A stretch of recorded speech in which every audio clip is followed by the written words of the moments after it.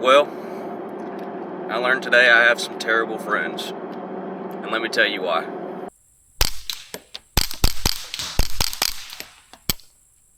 Yeah, that was it. I'm done. So, my friend Donnie walks into the store today. He knows that I'm trying to save up for another can. He knows that I need to get another 22 can before I get another 22. He knows my financial status is not the best right now, but still he walks in. I'll show it to you in a second. He walks in with his little 22 Charger, and I look at him, I was like, I really don't need another 22, especially not another 1022. So he starts unscrewing his can. He says, do you really want to get your feelings hurt? And my shoulders drop, and he's like, take it home. So now we have an awesome little 1022 to shoot. I'm going to show it to you here in just a second. All right, folks. This is Donnie's absolute unit of a 22. This is a standard, just basic Ruger Charger 22 action. He upgraded the charging handle, but the real beauty of this thing is everything else. So you can see this beautiful Enoch chassis, the stainless 10-inch Shaw barrel. This is my can, just for any Fed boys out there. The 1913 SB Tactical Brace, Sig Sauer Tango. Its shoulders nice. It's lightweight. It's just a rig.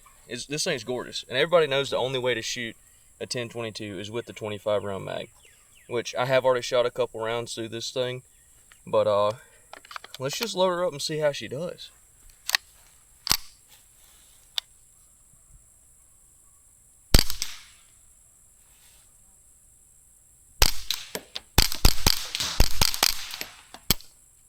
Yeah, that was it. She runs. She absolutely runs. So I'm gonna let that barrel cool down a little bit, because that's like 20, 25-ish rounds already in a very rapid succession. But this thing absolutely runs, and I can't get over how quiet it is, because I don't think any of my guns this is my can, so I'm very used to I shoot this can all the time. This is just a Silencer Co. Sparrow.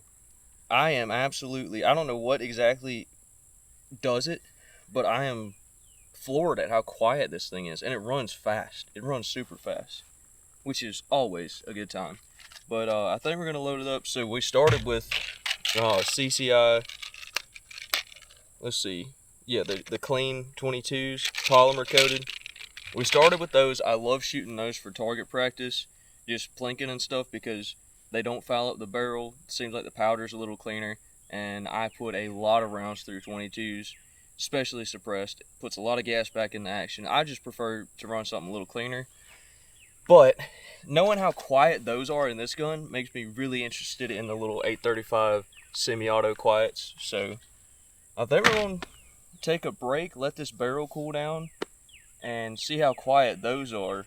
Then let it cool down again, and we might even do an accuracy test, because I am very interested. I've got one of Ruger's new custom shop carbon fiber 1022s. It's not the really fancy one with the gray birch chassis, but it's got the carbon fiber and the Magpul carbon fiber barrel and the Magpul stock. I've got that 22 and 1022, and it shoots like half-inch groups. So I'm very interested to see what cutting 6 inches off of the barrel, even though this is probably a much nicer barrel, I'm interested to see what 6 inches less does, because that's kind of a lot. Alright, triple check that she's clear, load her back up.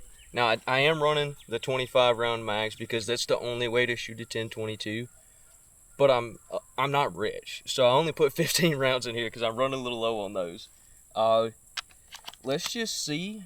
So I think if I can keep my self-control down, because every time I shoot a suppressed 22, especially one that runs this good, I just want to eat through rounds. I want to just absolutely make this thing spit. But I'm going to try to keep my composure and just shoot one time and then let it calm down, see how like that first round pop is, you know, and then do like a quick double tap, see if we can tell much of a difference. I think that's what we'll do, and then we'll let it really cool down and set up for accuracy. So y'all stay tuned. Well, first off, don't stay tuned, just watch this. I closed my dang scope cover. Absolute FUD.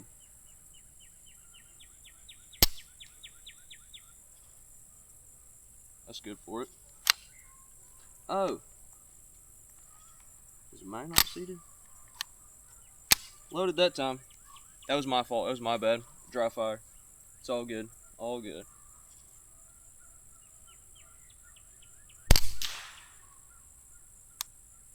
Are you serious right now? Oh my god, that thing is quiet. Let's try. Let's see if that was just first round pop. If that was first round pop, god dang it, Donnie, I don't need to spend no more money. Oh my god. Let's see. I'm done. I safety's on. Oh my god. Now the question is, do we do accuracy testing with something a little hotter or something a little slower? I honestly, I don't want to chew up through all my clean 22s. We're gonna go super quiet for the accuracy test, because why not? Why the heck not? God, I love this thing. I hate Donnie right now so much. Let me set up this target. How's 40 yards sound? I don't know if I can get 50. I might just, yeah, I hear crows, but I don't think it's crow season. Yeah, I'm just gonna set it up at like however far that is, step it off, give you all an idea, and then we're gonna get on the bags, on the sandbags, and really try to dial her in. Alright folks, I am absolutely drenched right now. It is absolutely unbearably humid and hot down here in the south right now. I'm in Florida, and it's August, and it's late afternoon, so the shade just hit me. It's getting better. I just reloaded a couple of the 835s, and I'm going to show you my target down there. It's hopefully I can line this up.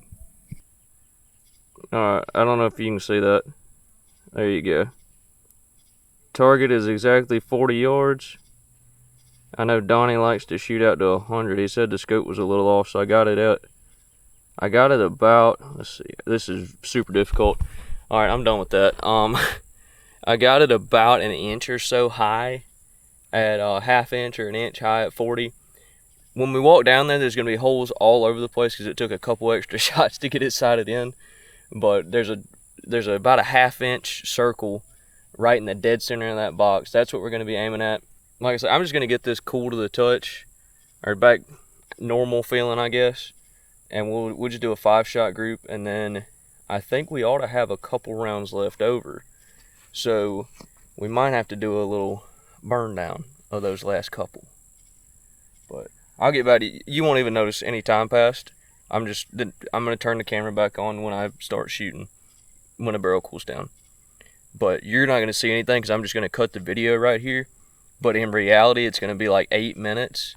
But like, you're not going to notice it because video editing, you know what I mean? Like, I'm just going to cut the video and then, all right. That heavy barrel sure did cool down fast. So check clear, check unclear, load mag, make unclear. We're gonna do, I don't believe in a 3-shot group, so we're gonna do a 5-shot. There's a bunch of doves just flew by. Man, I'm ready for dove season. But we're gonna do a 5-shot group because 3-shot groups are for losers and gun manufacturers who are losers. I'm on fire. That is the only thing, the only knock I have on this gun, which is not even really a knock, it's just me being a little spoiled. This has the stock, or mostly, I'm assuming it's mostly, I don't know, that may be the BX trigger. I don't know. It's a little bit heavier of a trigger than the one that's in my Carbon 1022. But oh well. I gotta calm my breathing down. Shaking all over the place.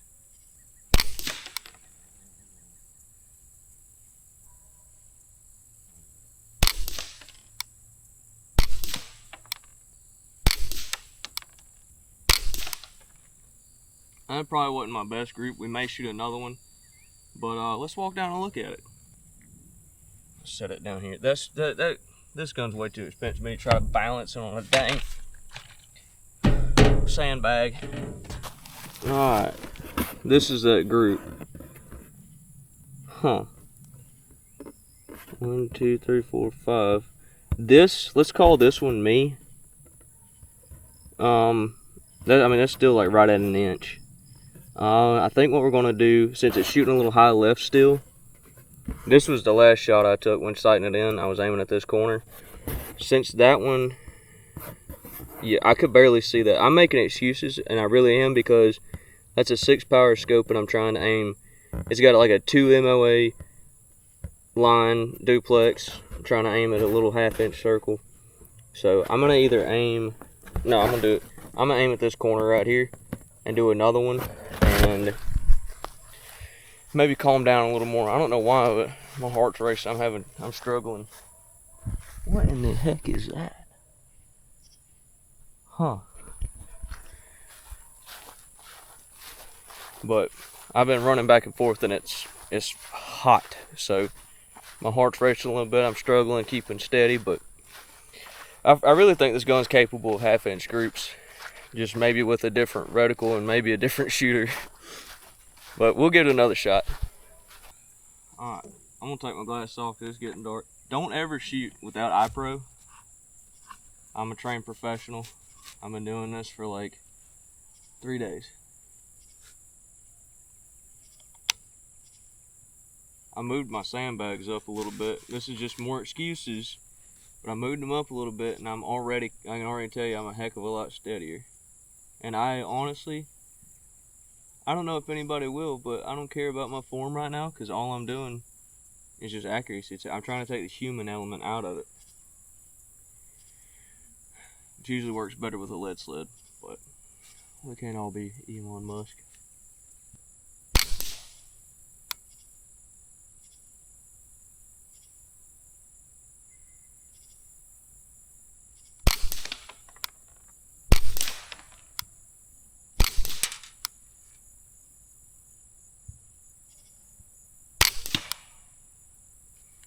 Yeah, okay, so honestly, I'm going to put a disclaimer on that first group, just being like, hey, this is not this gun, this is 100% me. Skip ahead to the second group. Because, my God, that one, the first one I was doing a lot of this, that group I was steady as could be, and it shows. That group shows what this gun is about. I can already tell you that this is what that last group was supposed to be. I mean, just look at that. The only thing I did different, so the crosshairs were fully covering up this circle and I was a little bit jumpy for some reason. But that group, see there's 3 touching and these 2 are touching right next to it. The only thing I did different was I moved the crosshairs down and right to where I could just barely see this corner just off the crosshairs. I don't know if that makes sense, but like one line was right here and the other line was like right there. I could just barely see that. Either way, dang, that's a 1/2-inch group all day. Look at, I mean, that's my thumb. My thumb's probably 1/2 inch across, and that group's probably 1/2 inch across. And just in case anybody says anything, there's like 73 miles of woods that way. So, but anyway, I'm gonna go dump the rest of this mag and then tell you guys what I think about this gun. Safety third.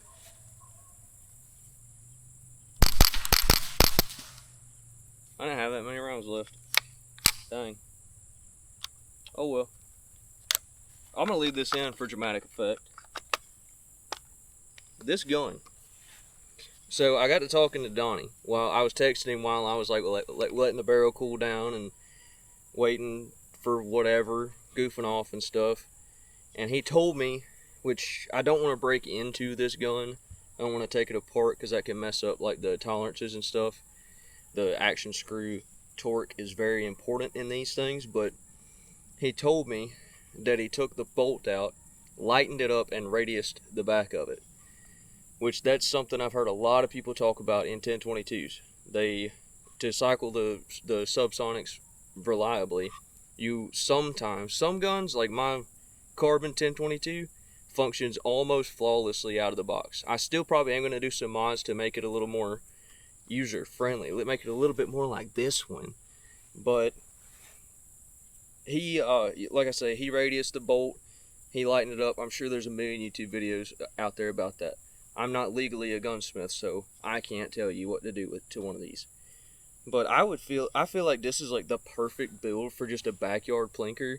I would gladly, now, some people might think it's a little bit overkill, a little bit too much money to jump into a 1022, but I would 1,000,000% take this thing squirrel hunting. You got to think, like, you're hiking through the woods. These braces are a little bit tricky, but by the way, it's clear, it's fine, safe direction. But you fold that thing up, you could toss it in a backpack, you could toss it in the back of your like squirrel vest, like a bird vest type deal. Throw it in the back seat. You can have it in like a goodie box in a boat. This thing can fit anywhere, just like that. And then you ready? You hear some squirrels barking? You ready to go? Pop a pop. You good? You good? Just like that. I will say, Donnie, you need to upgrade your trigger a little bit.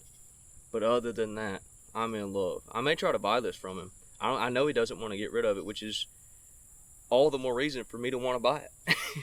But anyway, guys, thank you guys for watching. This is the first of many. On this channel, I'm going to be, if you've stuck around this long, I appreciate it. We're going to set this little guy down right here. You can just get a little teaser of the corner while I finish this video. So, this is my personal channel. You may know me from 25 High. If not, go check out 25 Foot High Outdoors. I'll have them linked down below. I say them, it's me. I'm going to keep my hunting stuff over there for the most part, but I kind of want to do my own thing a little bit too. So I'm just going to be posting stuff on here now. I love guns, but I don't want to get 25 High taken down because of gun content.